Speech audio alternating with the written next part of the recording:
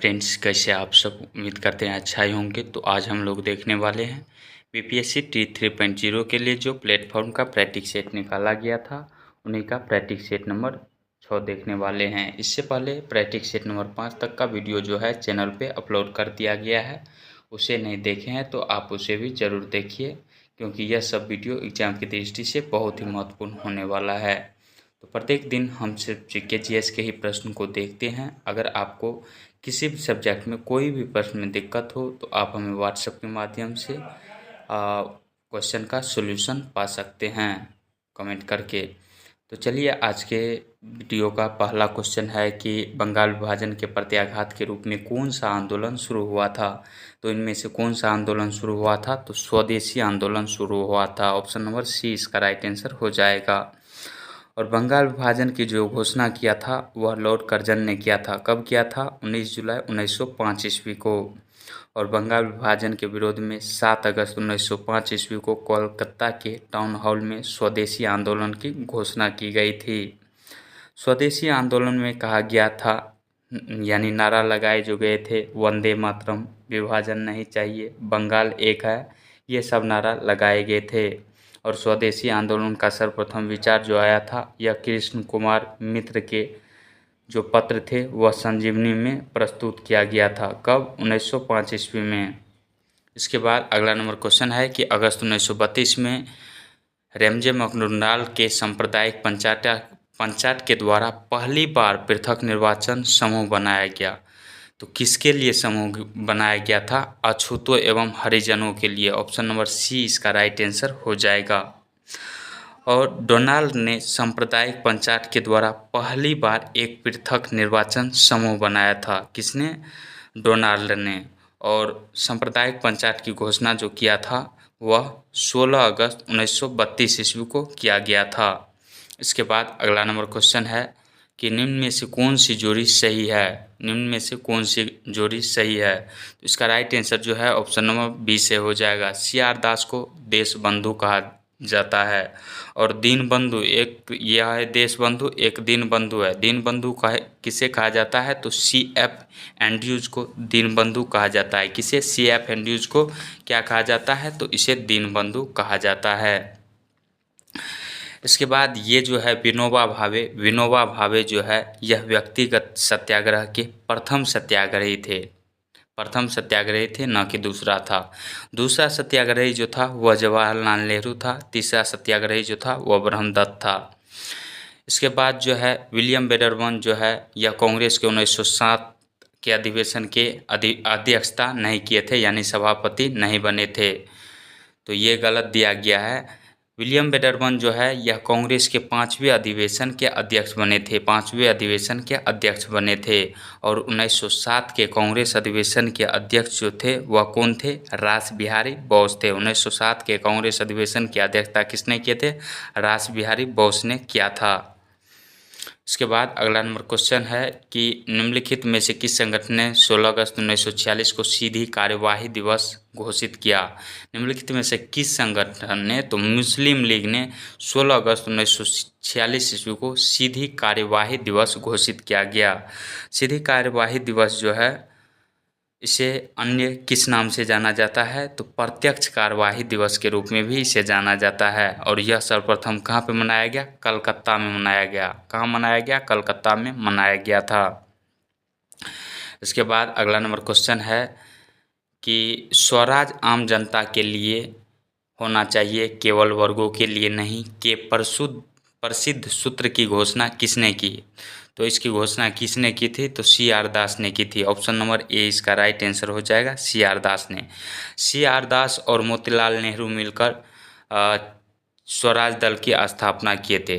चित्तरंजन दास और मोतीलाल नेहरू मिलकर स्वराज पार्टी या स्वराज दल की स्थापना किए थे। कब किए थे? 1923 ईस्वी में किए थे। इसके बाद अगला नंबर क्वेश्चन है कि चालुक्य वंश ने वातापी में शासन किया जो आधुनिक समय में डैश भारतीय राज्य में है। तो यह आधुनिक समय में कर्नाटक राज्य में है। ऑप्शन नंबर सी इसका राइट आंसर हो जाएगा। जयसिंह जो है, जयसिंह ने वातापी के चालुक्य वंश की स्थापना की थी। वातापी के चालुक वंश की स्थापना किसने की थी? तो जयसिंह ने किया था। यहाँ पे क्या वातापी के बारे में चर्चा किया गया है, इसीलिए हम बताए कि वातापी के चालुक वंश की स्थापना किसने किया था? तो जयसिंह ने किया था, राजा जयसिंह ने किया था। अगला नंबर क्वेश्चन है कि बिहार में 21 अप्रैल 1858 को ब्रिगेडियर डगलस के अधीन ब्रिटिश सैन्य दल के विरुद्ध किसने बहादुरी से युद्ध किया? तो यह किसने किया था? तो बाबू कुंवर सिंह ने। ऑप्शन नंबर बी इसका राइट आंसर हो जाएगा। बाबू कुंवर सिंह को 1857 की क्रांति का नायक कहा जाता है। 1857 की क्रांति का बिहार में नायक किसे कहा जाता है? तो बाबू कुंवर सिंह को कहा जाता है, इसे ही वीर कुंवर सिंह कहते हैं। बाबू कुंवर सिंह का संबंध किससे है? तो 1857 के क्रांतिकारी थे यह। इसका संबंध आरा से पूछा जाता है। ऑप्शन में जो दिया रहता है, आरा दिया रहता है, जगदीशपुर दिया रहता है, बिहार दिया रहता है, तो यह तीनों सही हो जाएगा। इसके बाद अगला नंबर क्वेश्चन है कि निम्न में से कौन सी जोड़ी सही है? निम्न में से कौन सी जोड़ी सही है? तो इसका राइट आंसर जो है ऑप्शन नंबर ए सही हो जाएगा। चेम्सफोर्ड के समय में रौलट एक्ट आया था। ऑप्शन नंबर ए सही हो जाएगा। रौलट एक्ट को कब पारित किया गया था? तो 1919 ईस्वी में पारित किया गया था, और 1919 ईस्वी में ही जलियांवाला बाग हत्याकांड की घटना हुई थी। रौलट एक्ट के कारण ही वह भी घटना हुआ था। रौलट एक्ट जो है, इसे बिना वकील, बिना दलील, बिना जलील का कानून कहा जाता है। इसके बाद अगला नंबर क्वेश्चन है, गांधी जी ने रौलट एक्ट को काला कानून कहा था। इसके बाद अगला नंबर क्वेश्चन है कि भारतीय राष्ट्रीय कांग्रेस कार्यकारिणी समिति ने भारत छोड़ो नामक आंदोलन का अनुमोदन कहाँ किया था? तो यह कहाँ पे किया था? वर्धा में। ऑप्शन नंबर ए से हो जाएगा, वर्धा में। और कब किया था? तो 1942 ईस्वी में किया था। और इसी भारत छोड़ो आंदोलन में गांधी जी ने करो या मरो का नारा दिया था। इसके बाद अगला नंबर क्वेश्चन है, 20 अगस्त 1917 के सुधारों की घोषणा को जाना जाता है। 20 अगस्त 1917 के सुधारों की घोषणा को किस के नाम से जाना जाता है? तो इसे मॉन्टेग्यू घोषणा के नाम से जाना जाता है। ऑप्शन नंबर ए सही हो जाएगा। मॉन्टेग्यू जो थे, यह भारत के गृह सचिव थे। कौन थे? गृह सचिव थे। इसके बाद अगला नंबर क्वेश्चन है कि भारतीय तिरंगे का पहली बार जवाहरलाल नेहरू ने कहाँ पर ध्वजारोहण किया था, यानी झंडा फहराया था? तो यह 1929 में लाहौर में रावी नदी के तट पर फहराया था। इसका राइट आंसर जो है ऑप्शन नंबर बी से हो जाएगा। 26 जनवरी को प्रतिवर्ष यहीं से प्रतिवर्ष स्वाधीनता दिवस के रूप में मनाने का निर्णय लिया गया। कहाँ से? तो लाहौर अधिवेशन से ही। लाहौर अधिवेशन जो हुआ था, क्या कब कहाँ पे हुआ था? तो लाहौर में 1929 ईस्वी में हुआ था। और झंडा जो फहराया गया लाहौर के रावी नदी के तट पर फहराया गया, और यही में कहा गया कि आज से हम, यानी प्रत्येक वर्ष जो है स्वाधीनता दिवस के रूप में 26 जनवरी को मनाएंगे। इसके बाद अगला नंबर क्वेश्चन है, 1928 में स्थापित आंध्र प्रोविंशियल रैयत यानी किसान सुबह एसोसिएशन का पहला अध्यक्ष कौन था? तो यह था एन.जी. रंगा। ऑप्शन नंबर बी से हो जाएगा, एन.जी. रंगा। 1928 में जो है आंध्र प्रदेश में एन.जी. रंगा के नेतृत्व में ही रैयत संघ की स्थापना हुई थी। इसके बाद अगला नंबर क्वेश्चन है कि बंगाल में पागलपंथ आंदोलन का संस्थापक नेता कौन था? बंगाल में पागलपंथी आंदोलन का संस्थापक नेता कौन था? तो यह करम शाह था। ऑप्शन नंबर सी से हो जाएगा, करम शाह। संथाल विद्रोह जो हुआ था, यह आदिवासियों का प्रमुख विद्रोह था। इसका प्रमुख नेता जो था वह सिद्धू एवं कान्हू था। और खासी विद्रोह जो हुआ था, खासी विद्रोह का नेता कौन था? तो तीरथ सिंह था। कौन था? तीरथ सिंह। इसके बाद अगला नंबर क्वेश्चन है कि भारत के संविधान के अनुच्छेद 243 ख के अधीन कौन सा स्वशासित संस्था की स्थापना की गई है? कौन सी स्वशासित संस्था की स्थापना की गई है? तो इसका राइट आंसर जो है ऑप्शन नंबर ए से हो जाएगा, पंचायत स्वशासित संस्था की स्थापना की गई। इसके बाद अगला नंबर क्वेश्चन है कि निम्न में से कौन सा भारत का पहला राज्य है जिसने पंचायत चुनाव में भाग लेने के लिए न्यूनतम योग्यता का निर्धारण किया है? तो यह राजस्थान राज्य किया है। ऑप्शन नंबर बी से हो जाएगा। और यहाँ पे ही पहली बार अंत्योदय कार्यक्रम शुरू किया गया था। इसके बाद अगला नंबर क्वेश्चन है कि उत्तरी गोलार्ध में प्रति चक्रवात में पवन संचरण की दिशा डैश होती है। तो पवन संचरण की जो दिशा होती है घड़ी की सुई के दिशा में होती है, यानी घड़ी की सुई के अनुदिश होती है। ऑप्शन नंबर सी इसका राइट आंसर हो जाएगा। इसके बाद अगला नंबर क्वेश्चन है कि कोरिओलस बल तथा दाब प्रवणता बलों में संतुलन से उत्पन्न समदाब रेखाओं के समांतर पवने है। तो इसे किस पवने के नाम से जाना जाता है? भूविक्षेपी पवन के नाम से जाना जाता है। ऑप्शन नंबर ए इसका राइट आंसर हो जाएगा। अगला नंबर क्वेश्चन है कि समान वायुदाब वाले स्थलों को जोड़ने वाली रेखाओं को कहा जाता है। समान वायुदाब वाले स्थलों को जोड़ने वाली रेखा को क्या कहा जाता है? दाब है तो समान दाब को क्या कहा जाएगा? तो समदाब रेखा इसे कहा जाएगा। ऑप्शन नंबर सी इसका राइट आंसर हो जाएगा। इसके बाद समलवन जो रेखा होता है, समलवन रेखा क्या होता है? समलवन रेखा मानचित्र पर खींची गई वह रेखा जो महासागर के उन स्थानों को मिलाती है जहां पर समान लवणता पाई जाती है, उसे ही समलवन रेखा कहा जाता है। इसके बाद अगला नंबर क्वेश्चन है कि निम्न में से किस देशांतर के सहारे भारत का मानक निर्धारित किया गया है? निम्नलिखित में से किस देशांतर के सहारे भारत का मानक निर्धारित किया गया है? तो 82.5 डिग्री पूर्वी रेखा के सहारे। ऑप्शन नंबर ए इसका राइट आंसर हो जाएगा। 82.5 डिग्री जो है यह पूर्वी देशांतर रेखा इलाहाबाद के नैनी से होकर गुजरती है। भारत का मानक समय जो होता है वह जीएमटी से 5.5 घंटा आगे होता है। जीएमटी से 5.5 घंटा आगे होता है। इसके बाद अगला नंबर क्वेश्चन है कि हीराकुंड बांध किस नदी पर बना है? हीराकुंड बांध जो है यह उड़ीसा में बना है। किस नदी पर? तो महानदी पर। उड़ीसा में महानदी पर बना हुआ है। ऑप्शन नंबर बी सही हो जाएगा। इसके बाद अगला नंबर क्वेश्चन है कि सूची 1 को सूची 2 से आपको मिलान करना है। नदी है और उसकी सहायक नदी है। गंगा की सहायक नदी जो है, गंगा की सहायक नदी गोमती भी है और कोसी नदी है। एक का ऑप्शन जो है 4 हो जाएगा। सिंधु की सहायक नदी यह चिनाब और सतलज है। सिंधु की सहायक नदी चिनाब और सतलज है। यमुना की सहायक नदी जो है, यमुना की सहायक नदी वह चंबल और केन है। यमुना की सहायक नदी चंबल और केन नदी है। गोदावरी की सहायक नदी वैनगंगा और इंद्रावती है। गोदावरी की सहायक नदी वैनगंगा और इंद्रावती है। गंगा नदी जो है, गंगा नदी इसका भारत में बहुत महत्व है। गंगा नदी भारत की सबसे लंबी नदी है। गंगा नदी भारत की सबसे लंबी नदी है और गंगा की सबसे बड़ी सहायक नदी जो है वह जमुना नदी है। गंगा की सबसे बड़ी सहायक नदी जमुना नदी है। प्रायद्वीपीय भारत की सबसे लंबी नदी वह गोदावरी नदी है। इसके बाद अगला नंबर क्वेश्चन है कि मानसून पूर्व वर्षा जो केरल और कर्नाटक के तटीय क्षेत्रों में एक समान घटना को स्थानीय तौर पर डैश के नाम से जाना जाता है। तो इसे आम्र वर्षा के नाम से जाना जाता है। ऑप्शन नंबर सी से हो जाएगा। आम्र वर्षा के नाम से जाना जाता है। और इसी वर्षा को जो है कर्नाटक में कॉफी वर्षा के नाम से जाना जाता है।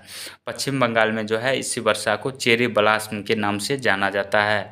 अगला नंबर क्वेश्चन है कि भारत में उष्णकटिबंधीय सदाबहार वन कहाँ पाए जाते हैं? भारत में उष्णकटिबंधीय सदाबहार वन जो पाए जाते हैं वह केरल में पाए जाते हैं। कहाँ पाए जाते हैं? तो केरल में पाए जाते हैं। ऑप्शन नंबर ए से हो जाएगा।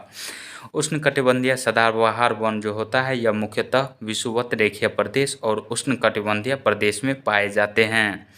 उष्णकटिबंधीय सदाबहार वन में सर्वाधिक जैव विविधता पाई जाती है। सबसे अधिक जैव विविधता कहाँ पाई जाती है? उष्णकटिबंधीय सदाबहार वन में। इसके बाद अगला नंबर क्वेश्चन है कि मालवा के पठार के उत्तर पश्चिम में स्थित पर्वत श्रृंखलाओं को डैश कहा जाता है।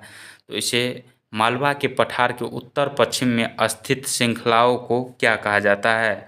तो इसे अरावली कहा जाता है। ऑप्शन नंबर ए इसका राइट आंसर हो जाएगा। अरावली से कहा जाता है। अरावली पहाड़ियाँ जो है यह राजस्थान में अवस्थित है और यह सबसे पुरानी चट्टानों से बनी हुई है। और सबसे नवीनतम पहाड़ी जो है भारत में वह शिवालिक है। सबसे नवीनतम पहाड़ी कौन है? शिवालिक है। अगला नंबर क्वेश्चन है कि निम्नलिखित में से सही कथन कौन सा है? निम्नलिखित में से कौन सा कथन सही है? तो इसका राइट आंसर जो है ऑप्शन नंबर सी से हो जाएगा। राज्यपाल की नियुक्ति राष्ट्रपति द्वारा की जाती है। राज्यपाल की नियुक्ति राष्ट्रपति द्वारा की जाती है और राज्यपाल की नियुक्ति किसके द्वारा की जाती है? राष्ट्रपति के द्वारा की जाती है और इसका कार्यकाल जो होता है वह पद ग्रहण से 5 वर्ष की अवधि के लिए होता है, लेकिन राष्ट्रपति इससे पश्चात प्रयत्न पद धारण कर सकता है, उसे हटा भी सकता है। राज्यपाल की जो नियुक्ति होती है यह संविधान के अनुच्छेद 155 के तहत होती है। संविधान के अनुच्छेद 155 के तहत राज्यपाल की नियुक्ति होती है। अगला नंबर क्वेश्चन है कि किस संवैधानिक संशोधन अधिनियम द्वारा संसद ने मतदान की आयु को कम करके 21 से 18 वर्ष किया है? तो यह किस संविधान संशोधन द्वारा किया है? तो 61वां संविधान संशोधन द्वारा 21 वर्ष से घटाकर 18 वर्ष मतदान की उम्र सीमा रखा गया। यानी पहले जो था मूल संविधान में 21 वर्ष आपको वोट गिराने के लिए मतदान करने के लिए था, लेकिन वर्तमान समय में 61वां संविधान संशोधन द्वारा इसे कम करके 18 वर्ष कर दिया गया। अगला नंबर क्वेश्चन है कि विपक्षी दल के नेता को सदन में विपक्ष के नेता के रूप में मान्यता प्राप्त करने के लिए कितने सीटों की आवश्यकता होती है? तो इसे कितने सीटों की आवश्यकता होती है? तो सदन की कुल सदस्य संख्या का 10वां भाग इसे होना चाहिए। ऑप्शन नंबर सी इसका राइट आंसर हो जाएगा। इसके बाद अगला नंबर क्वेश्चन है कि निम्नलिखित में से कौन सा सुमेलित नहीं है? निम्नलिखित में से कौन सा सुमेलित नहीं है? तो अनुच्छेद 23 में मानव के दुर्व्यवहार एवं बलात्श्रम का प्रतिबंध है, सही है ये। और अनुच्छेद 24 में कारखानों आदि में बालकों के नियोजन पर प्रतिबंध लगाया गया है। और अनुच्छेद 29 नहीं, यहाँ पे अनुच्छेद 30 होगा। अनुच्छेद 30 में शिक्षण संस्थाओं की स्थापना और प्रशासन का अल्पसंख्यकों वर्गों का अधिकार है। अनुच्छेद किस में है? तो यह अनुच्छेद 30 में है। तो अनुच्छेद 29 में क्या है? अनुच्छेद 29 में क्या है? तो अनुच्छेद 29 में अल्पसंख्यकों की लिपि, शिक्षा और संस्कृति से संबंधित है। अनुच्छेद 29 जो है यह अल्पसंख्यकों की लिपि, शिक्षा और संस्कृति से संबंधित है। इसके बाद अगला नंबर क्वेश्चन है कि भारतीय संविधान के 8वीं अनुसूची में कितनी भारतीय भाषाएं हैं? भारतीय संविधान के 8वीं अनुसूची में जो है वर्तमान में 22 भाषाओं का उल्लेख है। ऑप्शन नंबर बी इसका राइट आंसर हो जाएगा। मूल संविधान में जो था 14 भाषाओं का उल्लेख किया गया था। इसके बाद जो है 8 भाषाओं को और जोड़ा गया। 8 भाषाओं को और जोड़ा गया। 21वां संविधान संशोधन द्वारा सिंधी भाषा को जोड़ा गया। 21वां संविधान संशोधन द्वारा सिंधी भाषा को जोड़ा गया। उसके बाद 71वां संविधान संशोधन द्वारा नेपाली, मणिपुरी, कोंकणी भाषा को जोड़ा गया। इसके बाद 92वां संविधान संशोधन द्वारा जो है बोडो, डोगरी, मैथिली, संथाली को जोड़ा गया। यानी कि तो 21वां संविधान संशोधन, उसके बाद 71वां संविधान संशोधन, उसके बाद 92वां संविधान संशोधन। इसके द्वारा कौन सा भाषा जोड़ा गया? सिंधी भाषा जोड़ा गया। इसके द्वारा 71वां संविधान संशोधन के द्वारा नेपाली, मणिपुरी, कोंकणी भाषा को जोड़ा गया। और 92वें संविधान संशोधन द्वारा मैथिली, बोडो, डोगरी, संथाली भाषा को जोड़ा गया। तो यह आप याद रख सकते हैं कि 21 में 71 जोड़ेंगे तो 92 हो जाएगा। इस प्रकार भी आप दिमाग लगा के याद रख सकते हैं। वैसे आपको जैसे भी याद हो आपको एग्ज़ाम में आना चाहिए, ये इम्पोर्टेंट है, ना कि आप कैसे याद रखते हैं वो इम्पोर्टेंट है। इसके बाद अगला नंबर क्वेश्चन है कि अनुच्छेद 39A प्रावधान करता है। अनुच्छेद 39A में क्या है? अनुच्छेद 39A में क्या है? तो समान न्याय तथा निःशुल्क विधिक सहायता उपलब्ध कराने की बात की गई है अनुच्छेद 39 में। ग्राम पंचायत का गठन जो है अनुच्छेद 40 में किया गया है। समान नागरिक संहिता अनुच्छेद 44 में है। समान नागरिक संहिता कितना अनुच्छेद में है? अनुच्छेद 44 में है। इसके बाद अगला नंबर क्वेश्चन है कि भारत के संविधान के किस अनुच्छेद में यह उल्लिखित है कि देवनागरी लिपि में लिखित हिंदी संघ की राजभाषा होगी? संघ की कौन सी भाषा होगी? राजभाषा होगी। वर्तमान में भारत का कोई राष्ट्रीय भाषा नहीं है, लेकिन हिंदी को संघ की राजभाषा होगी। यह कितना अनुच्छेद में चर्चा किया गया है? तो इसका राइट आंसर जो है ऑप्शन नंबर सी से हो जाएगा। अनुच्छेद 343 के 1 में इसका चर्चा किया गया है। अनुच्छेद 345 जो है यह राज्यों की भाषा से संबंधित है। अनुच्छेद 345 राज्यों के भाषा से संबंधित है। इसके बाद अगला नंबर क्वेश्चन है कि निम्नलिखित में से कौन सा एक पंचायतों से संबंधित नहीं है? पंचायत से संबंधित नहीं है तो यह 74वां संविधान संशोधन जो है यह संबंधित नहीं है। यह किससे संबंधित है? तो यह नगर पालिका से संबंधित है। नगर पालिका से संबंधित है। इसके बाद अगला नंबर क्वेश्चन देखते हैं कि भारतीय संविधान का कौन सा अनुच्छेद सहकारी समिति के संवर्धन से संबंधित है। सहकारी समिति के संवर्धन से संबंधित है, तो इसका राइट आंसर जो है ऑप्शन नंबर बी से हो जाएगा, अनुच्छेद 43 का बी। इसके बाद अगला नंबर क्वेश्चन है कि निम्नलिखित में से किस राज्य में विधानसभा निर्वाचन क्षेत्रों की संख्या सबसे अधिक है। निम्नलिखित में से किस राज्य में विधानसभा निर्वाचन क्षेत्रों की संख्या जो है वह सबसे अधिक है, तो उत्तर प्रदेश राज्य में, ऑप्शन नंबर बी इसका राइट आंसर हो जाएगा। उत्तर प्रदेश में विधानसभा सीट की संख्या जो है वह 403 है। कितना है? 403 है। उत्तर प्रदेश में विधान परिषद की संख्या जो है वह 100 है। वहीं गुजरात में विधानसभा सीट की संख्या जो है वह 182 है। और वही तमिलनाडु में विधानसभा सीट की संख्या जो है वह 234 है। वहीं बिहार की बात करें तो बिहार में विधानसभा सीट की संख्या जो है वह 243 है। कितना है? बिहार में 243 है। और बिहार में जो है विधान परिषद की संख्या जो है वह 75 है। बिहार में लोकसभा सीट की संख्या 40 है और बिहार में राज्यसभा सीट की संख्या जो है वह 16 है। इसे आप याद रखिएगा, ये आपको एग्जाम की दृष्टि से काफ़ी इम्पोर्टेंट होगा। अगला नंबर क्वेश्चन है कि निम्नलिखित में से किस राज्य में विधानसभा निर्वाचन क्षेत्रों की संख्या सबसे अधिक है। निम्नलिखित में से किस राज्य में विधानसभा निर्वाचन क्षेत्रों की संख्या जो है वह सबसे अधिक है, तो इसका राइट आंसर क्या था? ऑप्शन नंबर बी से हो जाएगा, उत्तर प्रदेश। इसके बाद अगला नंबर क्वेश्चन है कि लोकतांत्रिक विकेंद्रीकरण के उद्देश्य से भारतीय संविधान में कौन सा संशोधन किया गया। तो इसमें 73वां संविधान संशोधन और 74वां संविधान संशोधन किया गया। ऑप्शन नंबर ए इसका राइट आंसर हो जाएगा। इसके बाद अगला नंबर क्वेश्चन है कि भारत के संविधान का कौन सा अनुच्छेद राष्ट्रपति या उपराष्ट्रपति के चुनाव से संबंधित शंकाओं और विवादों के निर्धारण से संबंधित है। तो यह है अनुच्छेद 71 इसका राइट आंसर हो जाएगा। अनुच्छेद 61 में जो है राष्ट्रपति पर महाभियोग है और अनुच्छेद 72 में क्या है? अनुच्छेद 72 में राष्ट्रपति की क्षमादान शक्ति है। इसके बाद अगला नंबर क्वेश्चन है कि उस मॉडल का नाम बताइए जिस पर भारत की दूसरी पंचवर्षीय योजना आधारित है। तो यह किस पर आधारित है? महालनोबिस मॉडल पर। ऑप्शन नंबर ए इसका राइट आंसर हो जाएगा। और पहली पंचवर्षीय योजना जो 1951 से 56 तक चला था। कब से कब तक? 1951 से 56 तक। दूसरी पंचवर्षीय योजना 1956 से 61 तक चला था। पहली जो योजना थी यह हेराल्ड डोमर मॉडल पर आधारित था और ये जो था दूसरी पंचवर्षीय योजना ये महालनोबिस मॉडल पर आधारित है। इसके बाद अगला नंबर क्वेश्चन है कि निम्न में से कौन सा क्षेत्र देश के परिवहन के सकल मूल्यवर्धन में सर्वाधिक योगदान करता है। तो यह रेलवे करता है। ऑप्शन नंबर सी सही हो जाएगा। रेलवे जो है विश्व का, भारत का ही नहीं बल्कि विश्व का सबसे बड़ा नियोक्ता संस्थान है, यानी सबसे ज़्यादा रोजगार देने वाला संस्था जो है यह रेलवे ही है। इसके बाद अगला नंबर क्वेश्चन है कि निम्न में से किस कहवा की किस्म का उत्पादन भारत में सबसे अधिक होता है। भारत में जो सबसे अधिक कहवा की किस्म जो होता है वह कौन सी है? तो वह है arabica coffee. Option number A इसका राइट आंसर हो जाएगा। ऑप्शन नंबर ए से सही हो जाएगा। और रोबस्टा कॉफ़ी जो है, एक होता है रोबस्टा कॉफ़ी, यह भी एग्जाम में बार बार पूछा जाता है। रोबस्टा कॉफ़ी जो है यह वियतनाम में, कहाँ पे? वियतनाम देश में सबसे ज़्यादा उत्पादक किया जाता है, यानी सबसे ज़्यादा इसका उत्पादन किया जाता है। इसके बाद अगला नंबर क्वेश्चन है कि निम्न में से कौन सी संस्था भारत का राष्ट्रीय लेखा सांख्यिकी तैयार करने के लिए उत्तरदायी है।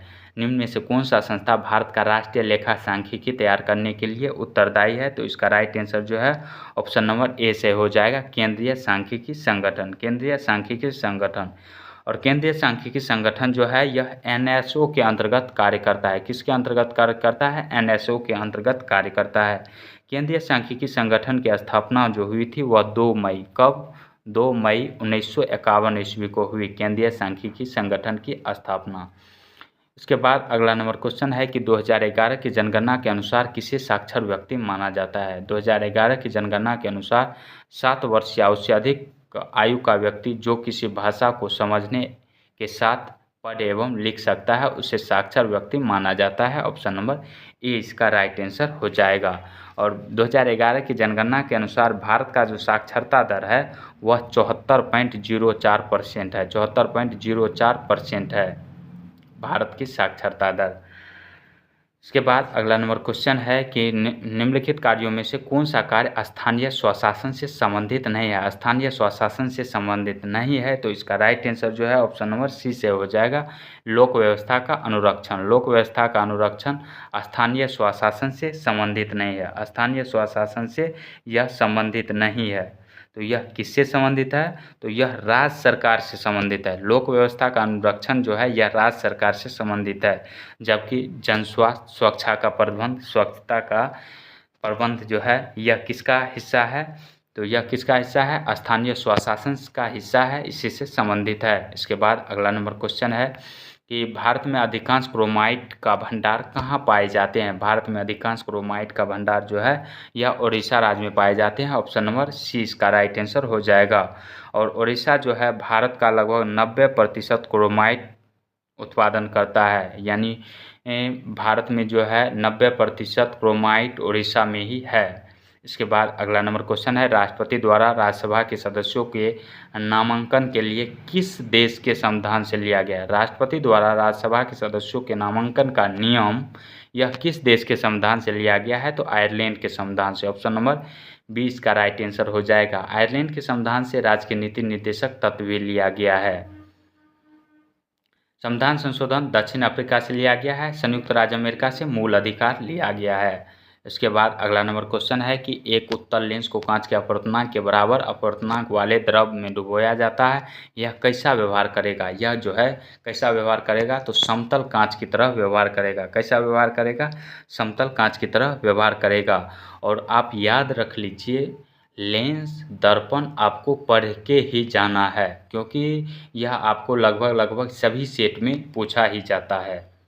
तो इस प्रकार आप अनुमान लगा सकते हैं।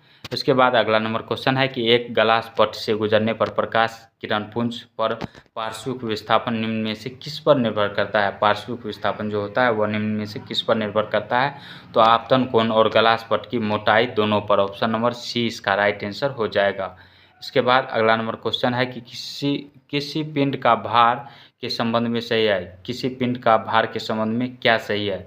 तो यह ध्रुवों पर जो होता है वह अधिकतम होता है, लेकिन विषुवत रेखा पर अधिकतम नहीं बल्कि न्यूनतम होता है। विषुवत रेखा पर कैसा होता है? न्यूनतम होता है। और यह पृथ्वी की सभी स्थानों पर अलग अलग होता है, न कि एक समान रहता है। तो ये भी गलत है। ऑप्शन नंबर बी इसका सही आंसर हो जाएगा। इसके बाद अगला नंबर क्वेश्चन है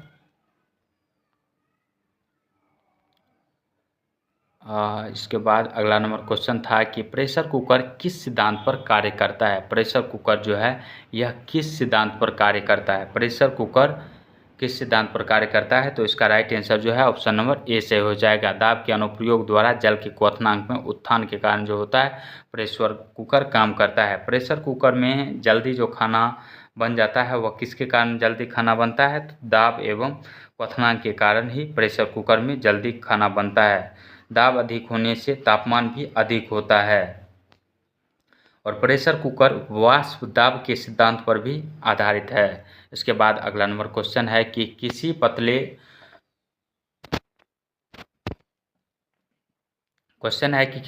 उत्तल लेंस यहाँ पे किसी नहीं होगा, दो पतले उत्तल लेंस संपर्क में है। दो पतले उत्तल लेंस संपर्क में है। इसके बाद इन्हें अलग करके, ये मान लीजिए ये दोनों संपर्क में है, इसे अलग कर दिया जाता है। अलग कर समाक्षीय रूप में रखा जाता है। जिस प्रकार जिस प्रकार था उसी प्रकार अलग क्या कर दिया गया है उसी स्थिति में। तो संयोग की क्षमता जो होगी, संयोग की क्षमता क्या होगी? तो घट जाएगी। इसका राइट आंसर जो है ऑप्शन नंबर ए इसका राइट आंसर हो जाएगा। अगला नंबर क्वेश्चन है कि दीर्घ दृष्टि दोष या दूरदृष्टा की स्थिति में किस लेंस का प्रयोग किया जाता है। तो इसमें जो है किस लेंस का प्रयोग किया जाता है? इसका राइट आंसर जो है ऑप्शन नंबर ए सही हो जाएगा। ऑप्शन नंबर ए इसका राइट आंसर हो जाएगा उत्तल लेंस का।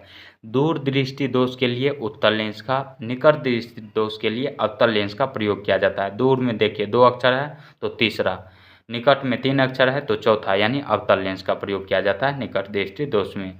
इसके बाद अगला नंबर क्वेश्चन है कि किसी तनी हुई डोरी में अनुप्रस्थ तरंग की चाल क्या होती है। किसी तनी हुई डोरी में अनुप्रस्थ तरंग की चाल जो होती है वह क्या होती है, तो यह तनाव के वर्गमूल के अनुक्रमानुपाती होती है। ऑप्शन नंबर बी से हो जाएगा। इसके बाद अगला नंबर क्वेश्चन है कि यदि मोटर गाड़ी के स्टीयरिंग व्हील का व्यास घटा दिया जाए तो उसे घुमाने में ड्राइवर को क्या करना पड़ेगा। उसे घुमाने में जो है ड्राइवर को अधिक बल लगाना पड़ेगा। इसका राइट आंसर जो है ऑप्शन नंबर ए ही सही हो जाएगा। ऑप्शन नंबर ए सही हो जाएगा। इसके बाद अगला नंबर क्वेश्चन है कि आयनिक यौगिक के गुणधर्म के बारे में इनमें से कौन सा कथन गलत है, कौन सा कथन गलत है वह पूछा गया है। तो इसका राइट आंसर जो है सी से हो जाएगा। यह कथन गलत है। धनात्मक और ऋणात्मक आयनों के बीच दुर्बल आकर्षण बल कमजोर होने की वजह से आयनिक यौगिक ठोस होते हैं। नहीं, यहाँ पे प्रबल आकर्षण बल होने की वजह से आयनिक यौगिक ठोस होता है। यहाँ पे दिया गया है दुर्बल, तो इस प्रकार ये गलत है और गलत ही पूछा गया है, तो ऑप्शन नंबर सी से हो जाएगा। अगला नंबर क्वेश्चन है कि समान एल्कोहलों के ऑक्सीकरण से क्या बनता है। समान एल्कोहलों के ऑक्सीकरण से क्या बनता है, तो एसिड का निर्माण होता है। ऑप्शन नंबर सी से हो जाएगा। एसिड का निर्माण होता है। और एल्कोहल एवं कार्बोक्सिलिक अम्ल की अभिक्रिया से एस्टर का निर्माण होता है। किसका निर्माण होता है, एस्टर का निर्माण होता है। अगला नंबर क्वेश्चन है कि विकर्णी संबंध निम्न में से कौन प्रदर्शित करता है। विकर्णी संबंध जो होता है निम्न में से कौन प्रदर्शित करता है, तो द्वितीय तथा तीसरे आवर्त के कुछ तत्व द्विकर्णी संबंध प्रदर्शित करते हैं। ऑप्शन नंबर सी से हो जाएगा। इसके बाद अगला नंबर क्वेश्चन है यदि किसी उत्तल लेंस की क्षमता 1 डायोप्टर है तो उसकी फोकस दूरी एवं लेंस की प्रकृति है, उसकी फोकस दूरी एवं लेंस की प्रकृति जो होती पॉजिटिव है, तो यानी उत्तल लेंस ही होगा। और क्षमता जो है 1 डायोप्टर है, तो P बराबर 1/f होता है। यहाँ से फोकस दूरी F बराबर क्या हो जाएगा, 1/p हो जाएगा। 1/p हो जाएगा। 1/1 करेंगे तो भाग देंगे तो 1 ही मीटर आएगा। यहाँ पे सेंटीमीटर में बदलेंगे तो 100 सेंटीमीटर आएगा। 100 सेंटीमीटर बराबर भी तो 1 मीटर होता है। तो इसका राइट आंसर जो है ऑप्शन नंबर बी सही हो जाएगा। इसके बाद अगला नंबर क्वेश्चन है कि आवर्त सारणी के समूह 1 तथा समूह 7 दोनों में परमाणु संख्या के बढ़ने के साथ साथ निम्नलिखित में क्या बढ़ती है। तो निम्नलिखित में से क्या बढ़ती है, तो परमाणुीय त्रिज्या जो होती है यह बढ़ जाती है। ऑप्शन नंबर बी से हो जाएगा।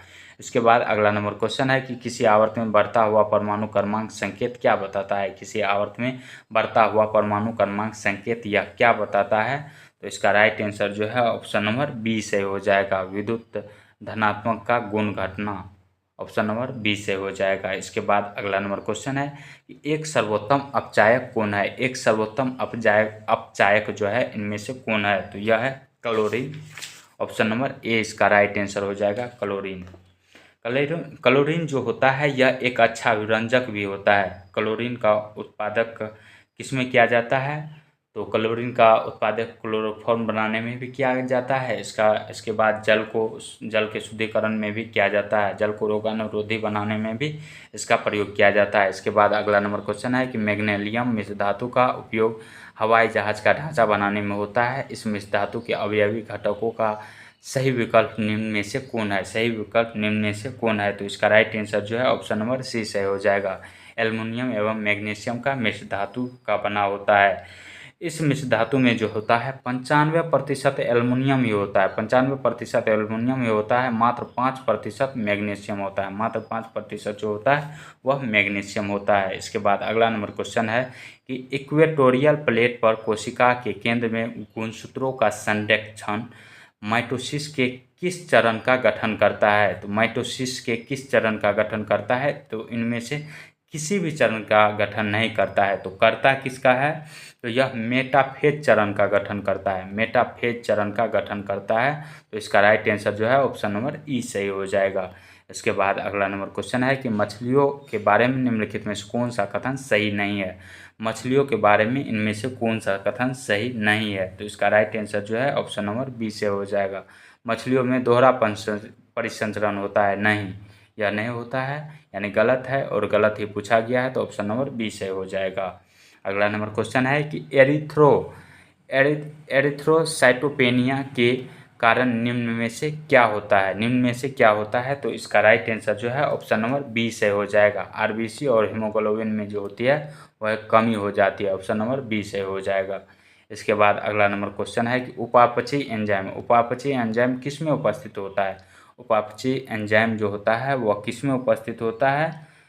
तो वह जो होता है कवक और जीवाणु दोनों में उपस्थित होता है। किस में होता है? कवक और जीवाणु दोनों में उपस्थित होता है।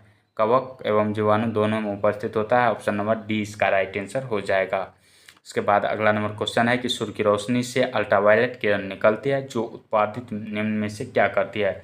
यह ओजोन परत का निर्माण करती है। ओजोन का निर्माण करती है। ऑप्शन नंबर सी सही हो जाएगा। ओजोन परत जो है यह धरती को जो है पराबैंगनी किरणों से रक्षा करती है। सूर्य से आने वाली पराबैंगनी किरणों को जो होती है ओजोन परत अवशोषित कर लेती है। ओजोन परत अवशोषित कर लेती है पराबैंगनी किरण जो धरती पर पहुंचती है, तो उसके कारण मनुष्य में त्वचा कैंसर होता है, रतौंधी की भी समस्या होती है। इसके बाद अगला नंबर क्वेश्चन है कि प्याज के काटने और छीलने पर किसकी विद्वानता के कारण आंखों में पानी आ जाता है? आंखों में पानी आ जाता है यानी आंसू आ जाता है। तो कोशिकाओं में सल्फर के कारण। ऑप्शन नंबर ए इसका राइट आंसर हो जाएगा। ऑप्शन नंबर ए इसका राइट आंसर हो जाएगा। सल्फर का प्रयोग जो होता है वो औषधि के रूप में भी किया जाता है, बारूद बनाने में भी किया जाता है, रबर के वल्कनीकरण में भी किया जाता है और कीटनाशक के रूप में भी इसका प्रयोग किया जाता है। इसके बाद अगला नंबर क्वेश्चन है कि यदि कोशिका के राइबोसोम नष्ट कर दिए जाए, यदि कोशिका के राइबोसोम नष्ट कर दिए जाए तो क्या होगा? कोशिका के राइबोसोम अगर नष्ट कर दिया जाए तो प्रोटीन का संश्लेषण जो होगा वह नहीं होगा। ऑप्शन नंबर सी इसका राइट आंसर हो जाएगा। कोशिका का अध्ययन क्या कहलाता है? तो कोशिका का अध्ययन साइटोलॉजी कहलाता है। कोशिका का अध्ययन साइटोलॉजी कहलाता है। और राइबोसोम को जो है राइबोसोम को प्रोटीन की फैक्ट्री कहा जाता है। राइबोसोम को प्रोटीन की फैक्ट्री कहा जाता है। इसके बाद अगला नंबर क्वेश्चन है कि पौधों को 5 समूहों में बांटा जाता है। पौधों को 5 समूहों में बांटा जाता है, इनमें से कौन सा एक नहीं है? इनमें से कौन सा एक नहीं है? तो पौधे के 5 समूहों में जब तक बांटा जाता है उसके अंतर्गत थैलोफाइटा आते हैं, ब्रायोफाइटा आते हैं, टेरिडोफाइटा आते हैं, उसके बाद जिम्नोस्पर्म आते हैं, उसके बाद एंजियोस्पर्म आते हैं, यानी प्रोटोकार्डेटा नहीं आता है। तो इसका राइट आंसर जो है ऑप्शन नंबर सी से हो जाएगा। गलती पूछा गया था। इसके बाद अगला नंबर क्वेश्चन है कि आलू, टमाटर और बैगन 3 विभिन्न स्पीसीज हैं, परंतु वे किस वंश के अंतर्गत आते हैं? तो ये सब जो है सोलेनम वंश के अंतर्गत आते हैं। ऑप्शन नंबर ए इसका राइट आंसर हो जाएगा। ऑप्शन नंबर ए इसका राइट आंसर हो जाएगा। प्याज और लहसुन जो आता है यह लिलिएसी वंश के अंतर्गत आता है। लिलिएसी वंश या लिलिएसी कुल के अंतर्गत आता है। क्या? प्याज और लहसुन। इसके बाद अगला नंबर क्वेश्चन देखते हैं कि मनुष्य में बौनेपन के लिए निम्नलिखित में से क्या उत्तरदायी है? मनुष्य में बौनेपन के लिए निम्नलिखित में से क्या उत्तरदायी होती है? तो यह पीयूष ग्रंथि उत्तरदायी होती है। ऑप्शन नंबर बी इसका राइट आंसर हो जाएगा, पीयूष ग्रंथि। मनुष्य के शरीर की सबसे छोटी ग्रंथि जो होती है वह पिट्यूटरी ग्रंथि होती है। मनुष्य के शरीर की सबसे छोटी ग्रंथि पिट्यूटरी ग्रंथि होती है और मानव शरीर में सबसे बड़ी ग्रंथि जो होती है वह यकृत होती है, यानी लीवर होती है। थायरॉक्सिन जो होती है, थायराइड ग्रंथि जो होती है वह मानव शरीर की सबसे बड़ी अंतरस्रावी ग्रंथि होती है और थायरॉक्सिन हार्मोन का स्राव जो होता है वह थायराइड ग्रंथि से ही होता है। इसके बाद अगला नंबर क्वेश्चन है कि बीसीजी टीके किस रोग के विरुद्ध लगाए जाते हैं? बीसीजी का टीका जो होता है वह टीबी रोग के विरुद्ध लगाया जाता है। टीबी का फुल फॉर्म होता है ट्यूबरकुलोसिस होता है। और टीबी जो होता है, टीबी जो हो जाता है तो इसमें किस चीज़ का टीका लगाया जाता है? तो बीसीजी का टीका ही लगाया जाता है। इसके बाद अगला नंबर क्वेश्चन है कि सबसे पहले बनने वाले प्राथमिक जैलम तत्व को क्या कहते हैं? सबसे पहले बनने वाले प्राथमिक जैलम तत्व को क्या कहा जाता है? तो इसका राइट आंसर हो जाएगा प्रोटोजैलम, इसे कहा जाता है। ऑप्शन नंबर बी से हो जाएगा। इसके बाद अगला नंबर क्वेश्चन है कि अम्ल वर्षा का प्रमुख कारण क्या है? अम्ल वर्षा का जो प्रमुख कारण होता है वायु प्रदूषण द्वारा SO2 की मात्रा में वृद्धि होना। अम्ल वर्षा का जो कारण होता है SO2 के साथ साथ NO2 का भी जब अधिकता हो जाता है वायुमंडल में तो अम्ल वर्षा होता है। अम्ल वर्षा का जो pH मान होता है वह 5.6 से कम होता है। 5.6 से अम्ल वर्षा का pH मान होता है, 5.6 से कम होता है। इसके बाद अगला नंबर क्वेश्चन है कि निम्न में से किसने सर्वप्रथम जैव विविधता शब्द का प्रयोग किया था। निम्न में से किसने सर्वप्रथम जैव विविधता शब्द का प्रयोग किया था, तो यह क्या था, WG रोजेन ने। ऑप्शन नंबर सी से हो जाएगा, WG रोजेन ने। और एजी ट्रांसले जो है इसने पारिस्थितिक तंत्र शब्द का प्रयोग किया था, पारिस्थितिक तंत्र शब्द का प्रयोग किया था। और वैसे अगर पूछे पारिस्थितिकी शब्द का प्रयोग किसने किया था, तो अर्नस्ट हैकेल ने किया था। इसके बाद अगला नंबर क्वेश्चन है कि रासायनिक तौर पर जल क्या है। रासायनिक तौर पर जल क्या होता है, रासायनिक तौर पर जल क्या होता है, तो इसका राइट आंसर हो जाएगा एक ऑक्साइड होता है। जल जो होता है यह रंगहीन होता है, गंधहीन होता है एवं स्वादहीन भी होता है। जल ठोस, द्रव, गैस तीनों अवस्था में पाया जाता है। जल का क्वथनांक जो होता है वह 100 डिग्री सेल्सियस होता है और जल का गलनांक जो होता है वह 0 डिग्री सेल्सियस होता है। इसके बाद अगला नंबर क्वेश्चन है कि उपापचय के परिणाम स्वरूप ऊर्जा किस रूप में तुरंत देखी जाती है। उपापचय के परिणाम स्वरूप यानी मेटाबॉलिज्म के परिणाम स्वरूप ऊर्जा तुरंत किस रूप में देखी जाती है, तो एटीपी के रूप में देखी जाती है। इसका right answer option number B से हो जाएगा। एटीपी का फुल फॉर्म होता है एडिनोसिन ट्राइफॉस्फेट। एटीपी जो होता है इसे एनर्जी करेंसी भी कहा जाता है, एटीपी को एनर्जी करेंसी भी कहा जाता है। इसके बाद अगला नंबर क्वेश्चन देखते हैं।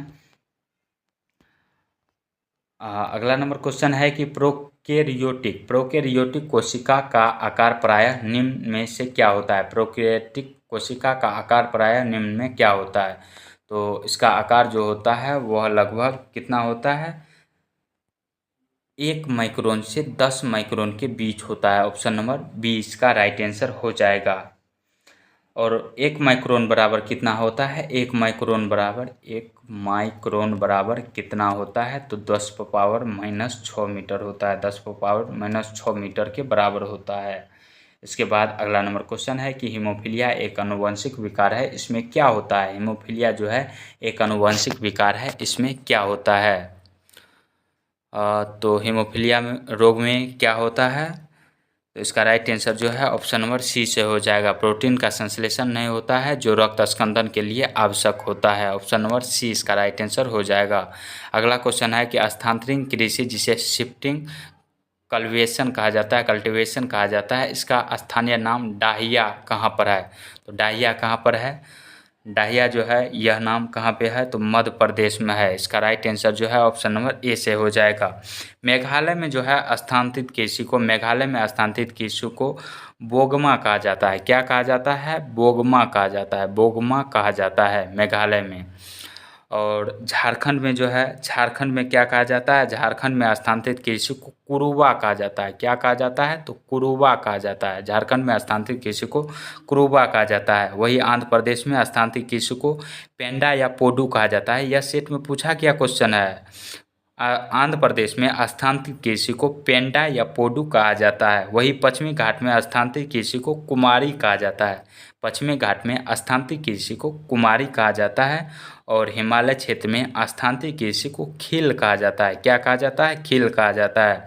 और पूर्वोत्तर के कुछ राज्यों में स्थानांतरित कृषि को झूम या झूमिंग कृषि कहा जाता है।